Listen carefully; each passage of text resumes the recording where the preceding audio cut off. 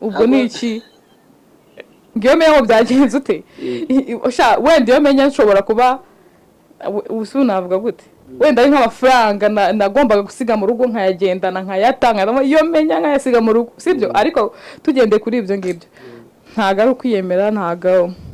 ari ukwikina cyangwa kwivuga ibyiza sibyo ariko ngiye hari ahantu mba ndi nkurikije na situation yawe uko ndi kuyibona nkayimedita neza fresh nkavuga ati iki kintu ndagikora cyangwa se ndi bugikore yego nta muntu urakwiba se mu busaza